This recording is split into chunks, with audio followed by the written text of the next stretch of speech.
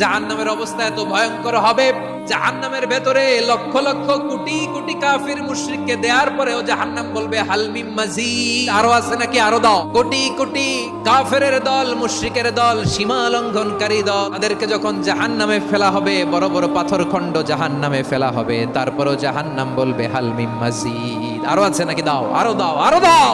আমার ক্ষুধা নিবারণ হয় নাই। জাহান্নামে তো উত্তপ্ত হবে, জ্বলন্ত হবে, ভয়ঙ্কর হবে। জাহান্নামের এক অংশ আরেক অংশকে খেয়ে ফেলবে। আল্লাহু আকবার। ফেরেশতারাও টালমাটাল হয়ে যাবে। জাহান্নামের রক্ষী ফেরেশতারা কি করবে তারা নিজেরাও বুঝতে পারবে না। কোটি কোটি মুশরিক কাফেরদেরকে জাহান্নামে নিক্ষেপ করার পরেও জাহান্নাম ঠান্ডা হবে না, শান্ত হবে না, বলবে হাল মিন মাজিদ, আরো আছে নাকি, আরো দাও। তখন আল্লাহ তাআলার কুদরতি পা জাহান্নামের ভেতরে ঢুকিয়ে দিবে। কোনো কিছুতেই যখন জাহান্নামকে শান্ত করা যায় না, আল্লাহ তাআলা তার কুদরতি পা জাহান্নামে ঢুকিয়ে দিবেন। দেওয়ার সাথে সাথে জাহান্নাম থেকে আওয়াজ আসবে, কত কত ইজ্জতিকা ওয়া বিকারামিকা, আল্লাহ আপনার ইজ্জতের কসম, যথেষ্ট হয়েছে, এনাফ এনাফ, আর লাগবে না। সুবহানাল্লাহ বলেন।